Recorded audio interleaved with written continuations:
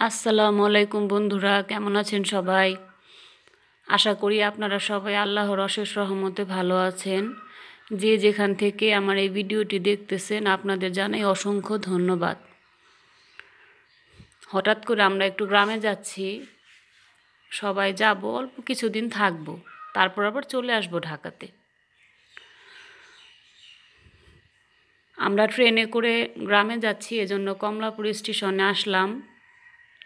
Train আসছে, ট্রেনে উঠে বসার পর একটা ভিডিও ভাবলাম যে আপনাদের সাথে একটু শেয়ার করি। জানালা দিয়ে দেখা যাচ্ছে কতটা সুন্দর পরিবেশ।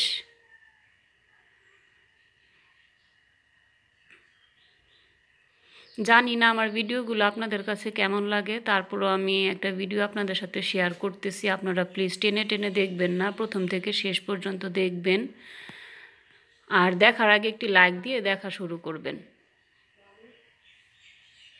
আমার সাথে আমার ছোট মেয়েটা বসে আছে আর আমি ভিডিও করতেছি।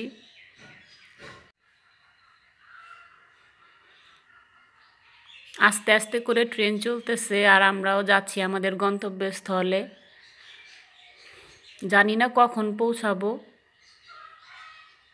আপনাদের সাথে আমি কি কথা শেয়ার করব, কি বলবো সেটা আমি বুঝতেছি না। তারপরও আমি আপনাদের সাথে একটা ভিডিও শেয়ার করলাম, পরে আমি ভয়েসটা অ্যাড করতেছি। বন্ধুরা, আমার ভিডিওটি যদি ভালো লাগে আপনারা প্লিজ একটি লাইক দিয়ে দেখা শুরু করবেন আর আমার চ্যানেলটি সাবস্ক্রাইব করে আমার পাশে থাকবেন। আর সাথে থাকা বেল বাটনটি অন করে রাখবেন, আমি যখনই ভিডিও দিব আপনারা নোটিফিকেশন পেয়ে যাবেন।